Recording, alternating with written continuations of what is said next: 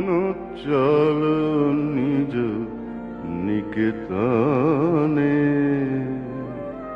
সংসার বিদেশে বিদেশির বেশে, ভ্রম কেন অকারণে, মনো চল নিজ নিকেতনে।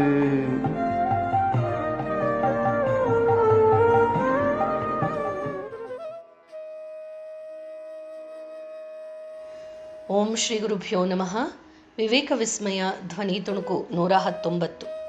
ಹಿಂದಿನ ಧ್ವನಿಯ ತುಣುಕಿನಲ್ಲಿ ಗಮನಿಸ್ತಾ ಇದ್ದ ಹಾಗೆ ಸ್ವಾಮೀಜಿ ವಿಶ್ವ ವೇದಿಕೆಯಲ್ಲಿ ನಿಂತು ಭಾರತವನ್ನು ಪ್ರತಿನಿಧಿಸ್ತಾ ಮಾತನಾಡಿದ ನಂತರ ಆ ಪಾಶ್ಚಾತ್ಯರ ಅದೆಷ್ಟು ಸ್ವಾಮೀಜಿ ಮಾತಿಗೆ ಮೊರೆ ಹೋದರು ಅಂತ ಹೇಳಿದ್ರೆ, ಇದ್ದಕ್ಕಿದ್ದ ಹಾಗೆ ಒಂದೇ ದಿನದಲ್ಲಿ ಸ್ವಾಮೀಜಿ ಕೀರ್ತಿ ಶಿಖರವನ್ನು ಏರ್ಬಿಟ್ರು.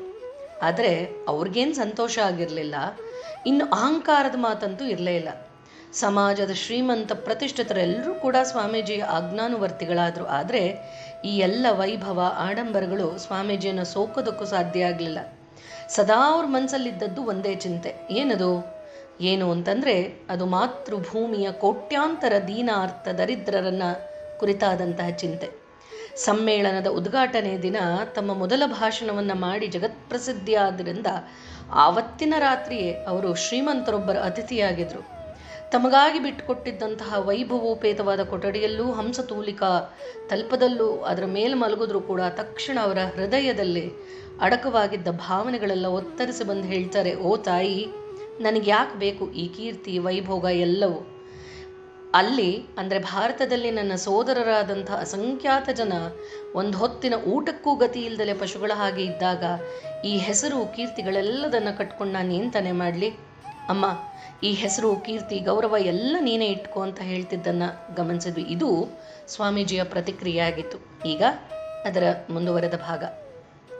ಸೆಪ್ಟೆಂಬರ್ 15ನೇ ತಾರೀಕು ಸಮ್ಮೇಳನದಲ್ಲಿ ಸ್ವಾಮೀಜಿ ನಮ್ಮಲ್ಲೇಕೆ ಒಮ್ಮತ ಇಲ್ಲ ಅನ್ನುವಂಥ ವಿಷಯದ ಬಗ್ಗೆ ಒಂದು ಪುಟ್ಟ ಭಾಷಣ ಮಾಡಿದ್ರು.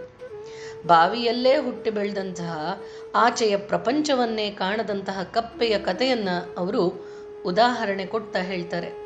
ಸಾಗರದಿಂದ ಬಂದಂತಹ ಮತ್ತೊಂದು ಕಪ್ಪೆ ಈ ಬಾವಿಯ ಕಪ್ಪೆಯನ್ನು ಸಂಧಿಸಿ ಸಾಗರದ ಬಗ್ಗೆ ತಿಳ್ಕೊಂಡಾಗ ಈ ಕೂಪ ಮಂಡೂಕ ತನ್ನ ಬಾವಿಗಿಂತಲೂ ಕೂಡ ದೊಡ್ಡದಾದಂಥ ಜಲಾಶಯ ಮತ್ತೊಂದಿರೋದಕ್ಕೆ ಸಾಧ್ಯ ಇಲ್ಲ ಅಂತ ವಾದ ಮಾಡ್ತು. ಸಾಗರದ ಕಪ್ಪೆಯನ್ನು ಆಚೆಗೆ ದೂಡುತ್ತೆ. ಈ ಕಥೆಯನ್ನು ತಮ್ಮ ಅನನುಕರಣೀಯ ಶೈಲಿಯಲ್ಲಿ ಹೇಳಿ ಸ್ವಾಮೀಜಿ ಇಂತಹ ಕೂಪ ಮಂಡೂಕ ಬುದ್ಧಿಯೇ ಧರ್ಮಾಂಧತೆಗೆ ಮೂಲ ಕಾರಣ ಅನ್ನೋದನ್ನು ಈ ಉಪನ್ಯಾಸದಲ್ಲಿ ವಿವರಿಸಿ ಹೇಳ್ತಾರೆ, ನಮ್ಮಲ್ಲೇಕೆ ಒಮ್ಮತವಿಲ್ಲ ಅಂತ. ಆದರೆ ಸ್ವಾಮೀಜಿ ಈ ಪುಟ್ಟ ಭಾಷಣವನ್ನು ಮಾಡಿದ್ದು ನೀರಸ ಅಧಿವೇಶನವೊಂದರ ಕೊನೆಯಲ್ಲಿ. ಅಧ್ಯಕ್ಷರ ವಿಶೇಷ ಕೋರಿಕೆಯ ಮೇರೆಗೆ ಈ ಮಾತನ್ನು ಆಡಿದ್ರು. ಈಗಾಗಲೇ ಅವರ ಆಕರ್ಷಣಾ ಶಕ್ತಿಯನ್ನು ಅಧ್ಯಕ್ಷರು ಚೆನ್ನಾಗಿ ಕಂಡುಕೊಂಡಿದ್ರು.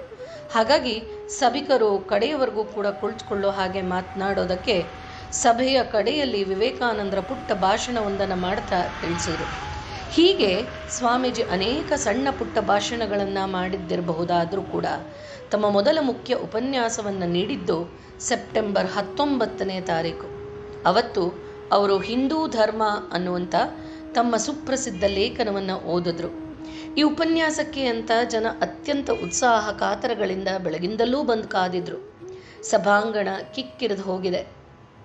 ಸ್ವಾಮೀಜಿಯವರ ಮಾತಿನ ಮೋಡಿಯಿಂದ ಆಕರ್ಷಿತರಾಗಿ ಬಂದವರು ಹಲವರಾಗಿದ್ದರೆ ಈ ಅರೆ ನಾಗರಿಕ ಧರ್ಮದ ತತ್ವ ಏನಿರ್ಬೋದು ಅನ್ನೋ ಕುತೂಹಲದಿಂದ ಬಂದಿದ್ದವರು ಮತ್ತೊಂದಷ್ಟು ಜನ. ಸ್ಥಳಾವಕಾಶ ಇಲ್ಲದಲೇ 200 ಜನ ನಿರಾಶರಾಗಿ ಹಿಂದಿರುಗಿದ್ದು ಸ್ವಾಮೀಜಿ ಮಾತನಾಡುವಂಥ ಶೈಲಿಯ ವಿಶೇಷತೆ. ಇದಕ್ಕೆ ಹಿಂದೆ ಕೆಲವು ದಿನಗಳು ಕೆಲವರು ಉಗ್ರ ಕ್ರೈಸ್ತ ಧರ್ಮಾಧಿಕಾರಿಗಳು ಹಿಂದೂ ಧರ್ಮವನ್ನು ಇತರ ಪೌರ್ವಾತ್ಯ ಧರ್ಮಗಳನ್ನ ಕಟುವಾಗಿ ಟೀಕೆ ಮಾಡಿದ್ದು ಉಂಟು. ಅದಕ್ಕೆ ಉತ್ತರವನ್ನು ಕೊಡ್ತಾ ಸ್ವಾಮೀಜಿ ಸೆಪ್ಟೆಂಬರ್ 19ನೇ ತಾರೀಕಿನಂದು ಬೌದ್ಧ ಪ್ರತಿನಿಧಿಗಳಲ್ಲಿ ಒಬ್ಬರಾಗಿದ್ದಂತಹ ಧರ್ಮಪಾಲ ಮತ್ತಿತರು ಕ್ರೈಸ್ತರರ ಆ ವಾದವನ್ನು ಖಂಡಿಸಿದ್ರು. ಹೀಗಾಗಿ ಒಂದು ತೀವ್ರ ಕುತೂಹಲಕಾರಿ ವಾತಾವರಣವೇ ನಿರ್ಮಾಣವಾಗಿಬಿಡ್ತು. ಅಂದಿನಿಂದ ತಮ್ಮ ಉಪನ್ಯಾಸದಲ್ಲಿ ಸ್ವಾಮೀಜಿ ಹಿಂದೂ ಧರ್ಮದ ತತ್ವ ಹಾಗೆ ಸಾಮಾನ್ಯ ರೂಪುರೇಷೆಗಳನ್ನು ವಿವರಿಸಿದ್ರು. ಅಷ್ಟೇ ಅಲ್ಲದೆ ಹಿಂದೂ ಧರ್ಮದ ಅತ್ಯುನ್ನತ ಬೋಧನೆಗಳೇ ಅದರ ಸಾರ ಸರ್ವಸ್ವ, ಅದು ಸಾರ್ವತ್ರಿಕವಾಗಿರಬಹುದು, ನಿಯಮಗಳ ಆಧಾರದ ಮೇಲೆ ನಿಂತಹ ಧರ್ಮ ಅನ್ನೋದನ್ನು ಸಾರಿ ಹೇಳಿದ್ರು.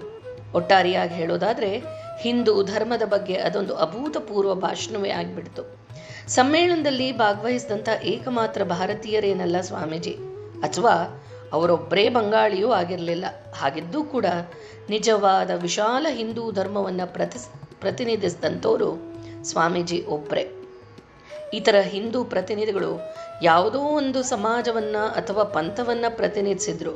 ಹಾಗಾಗಿ ಸ್ವಾಮೀಜಿಯ ಉಪನ್ಯಾಸ ವಿಶಿಷ್ಟಪೂರ್ಣವಾಗಿ ಮೂಡಿಬಂತು. ಅದನ್ನು ವಿವರವಾಗಿ ಪರಿಶೀಲಿಸೋದು ಸೂಕ್ತ. ಸಂಜೆ 5 ಗಂಟೆ ಅಷ್ಟೊತ್ತಿಗೆ ಸ್ವಾಮೀಜಿ ಅವರ ಸರದಿ ಬಂತು. ಇತರ ಎಲ್ಲ 3 ಉಪನ್ಯಾಸಕರ ಮಾತುಗಳನ್ನ ಕೇಳ್ತಾ ಸಭಿಕರು ಸಹನೆಯಿಂದ ಕುಳಿತಿದ್ರು. ಸ್ವಾಮೀಜಿಯನ್ನು ಸಭೆಗೆ ಸಾಂಪ್ರದಾಯಿಕವಾಗಿ ಪರಿಚಯಿಸಿಕೊಟ್ಟಂತೆ ಕರತಾಡನ ಪ್ರಾರಂಭ ಆಯಿತು. ಸ್ವಾಮೀಜಿ ವೇದಿಕೆಯ ಮಧ್ಯಕ್ಕೆ ಬಂದು ನಿಂತುಕೊಂಡ್ರು. ಪ್ರಚಂಡ ಕರತಾಡನ ಹರ್ಷೋದ್ಗಾರಗಳಿಂದ ಸಭೆ ಕಂಪಿಸಿ ಹೋಯಿತು.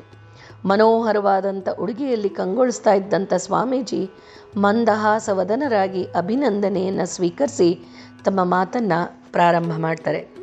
ಏನನ್ನ ಮಾತನಾಡಿದ್ರು ಅದನ್ನು ಮುಂದಿನ ಧ್ವನಿಯ ತುಣುಕಿನಲ್ಲಿ ಗಮನಿಸೋಣ. ಜಯರಾಮಕೃಷ್ಣ.